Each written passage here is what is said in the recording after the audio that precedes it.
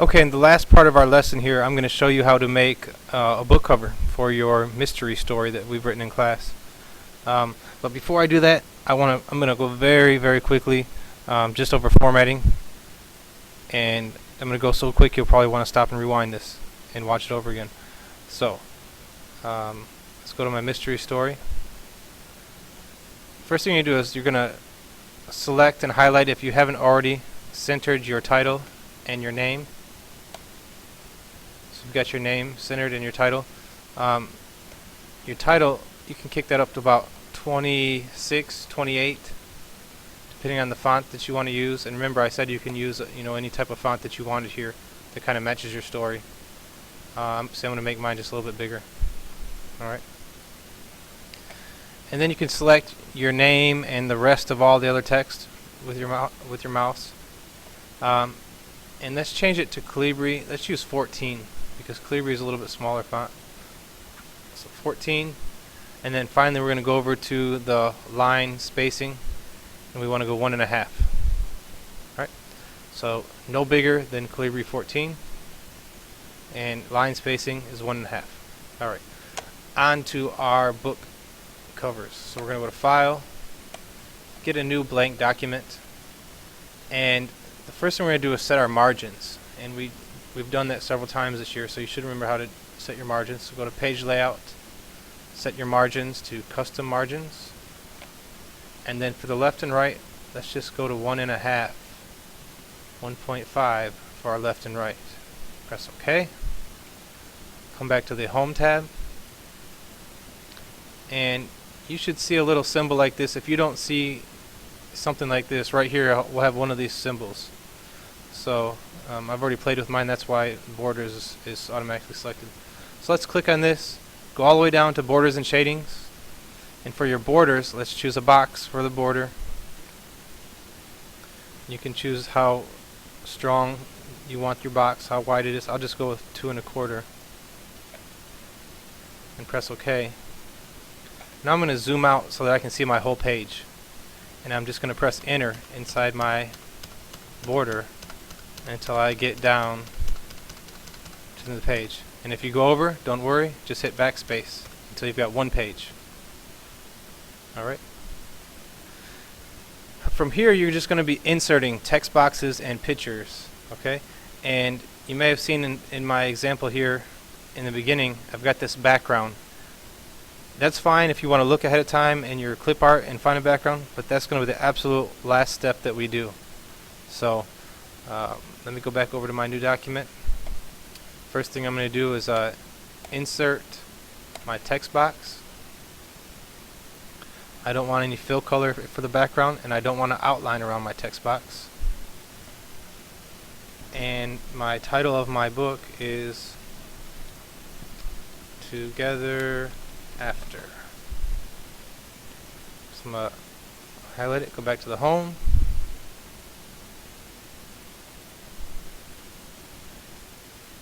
Give myself some more space here.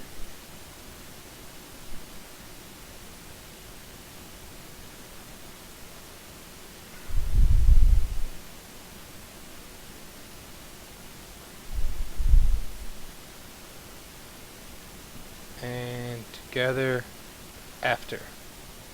Can't get this just right here. There we go. Now I wanted to put some messaging in mind, so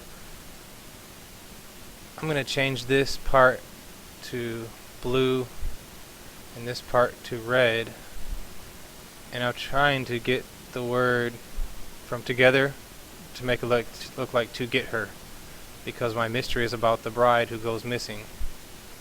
Let me change this to a little darker red. So Together After. And then I'm going to make a new text box, or since I've already got a text box and I've got rid of the background and the line, I'm just going to do a shortcut. I'm going to right click on the edge of my text box and go to copy, click off of it and press paste. And I'm going to move it down to the bottom, erase all this. I'm going to put by, and that's too big. Let me just change the font to something different. By J.K. Finis, because you know sometimes authors like to put their initials. Now put this right at the bottom of my book here. Alright. Next thing I'm going to do is I'm going to insert a picture of my characters.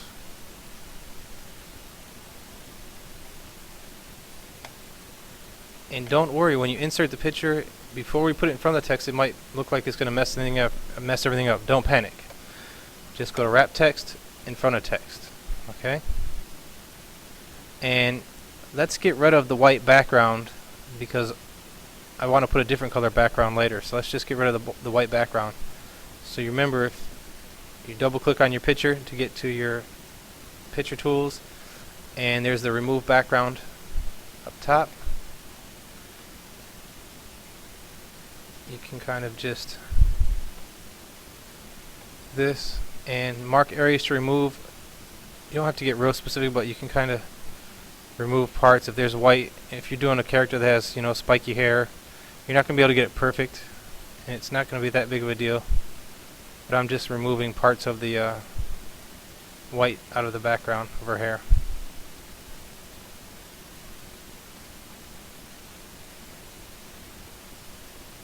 Again, it doesn't have to be perfect. And I'm going to press keep changes. So I've got rid of the background parts. I'm going to resize by dragging the corners. And make her pretty big.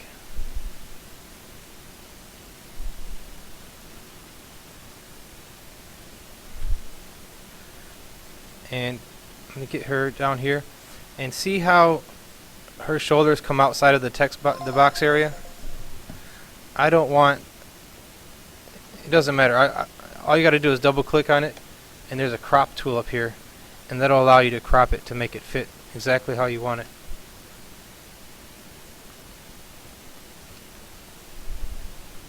And don't worry that it's covering the name, because once I've got it where in the position I want, then I can right click and send it to the back.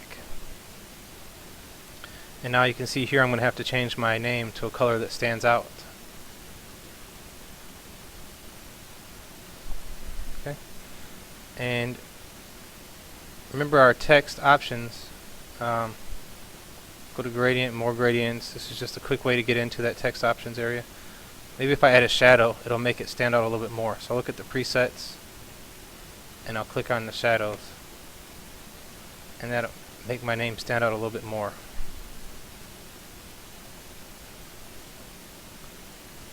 Go here. Let's go back to the shadows. I've got a nice shadow effect.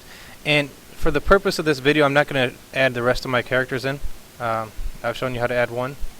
Let me show you how to add the actual background. Or if you want to add clip art too, you can do the same way. So if we go to Insert, Clip Art, and I search clouds to find that background that I chose. Here it is. So I'm going to click on it. Don't worry that it's messed everything up. Just wrap it and put it in front of the text. Then I'm going to drag it and get as close as possible to the edge or the border. And when you're getting real close, it's better to use your arrow keys instead of trying to drag everything with your mouse.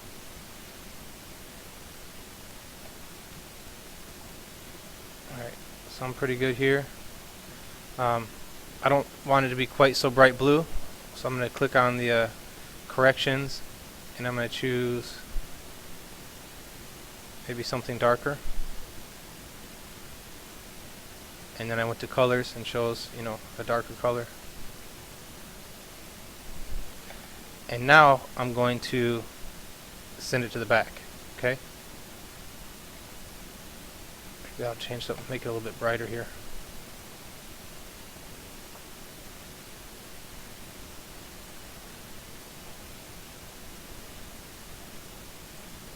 Just find the color that you like. Okay, but that's why it's important. Your last step, you need to send it to the back, because once it's in the background, it's hard to maneuver around and change. Okay, so think that's basically it for adding the backgrounds to your book or creating the book. Again, you can add clip art wherever you want, but I just suggest doing the background last.